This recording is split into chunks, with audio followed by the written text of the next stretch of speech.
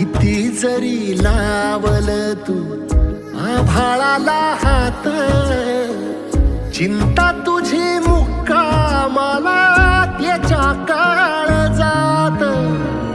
वाचतेच्या डोळ्यातली कधी कासावेशी, तुझ्या पायी राबान मी हाय त्याची खुशी र, हाय त्याची खुशी.